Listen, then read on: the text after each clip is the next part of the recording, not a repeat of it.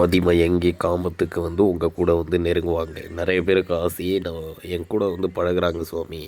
ஆனால் எனக்கு உடல் உறவுக்கு மட்டும் வர மாட்றாங்க. அந்தமாரி சொல்கிறீங்க. சிலருக்கு எனக்கு அவங்க கூட ரிலேஷன்ஷிப்பில் இருக்கணும், அவங்க ஃபோட்டோ மட்டும் இருக்குது, என் கூட உடல் உறவில் இருக்கணும் அப்படின்னு நினைக்கிறீங்க. பண்ணிடலாம். அவங்களோட ஃபோட்டோ இருந்தாலே போதும்.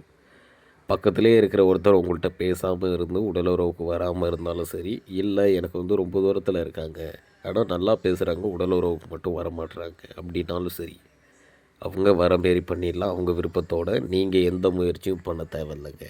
அவங்களோட ஃபோட்டோ உங்களோட ஃபோட்டோ இருந்தாலே வசியம் பண்ணிடலாம். சரிங்களா? லைஃப் டைம் ஃபுல்லாகவும் சரி, எனக்கு குறிப்பிட்ட நாள் இருந்தால் போதும் சுவாமி அப்படின்னாலும் சரி, அதுக்கேற்ற மாரி வசியம் பண்ணிடலாம். நிறைய பேர் கால் பண்ணுறீங்க, கால் எடுக்க முடியல, பூஜையில் இருக்கிறனால. கால் எடுக்கலை அப்படின்னாக்கா எனக்கு வாட்ஸ்அப்பில் பேசி அனுப்புங்க என்ன பிரச்சனைன்னு. எல்லாருக்குமே ரிப்ளை பண்ணுவேன். சிறப்பாக முடிச்சிடலாம்.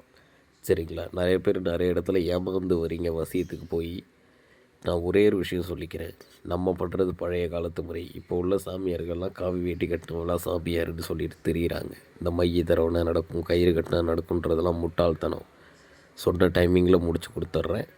கால் பண்ணுங்கள். கால் எடுக்கலைன்னா வாட்ஸ்அப்பில் பேசி அனுப்புங்க. சிறப்பான முறையில் ஆண் பெண் வசியம் பண்ணித்தரேன். நன்றி.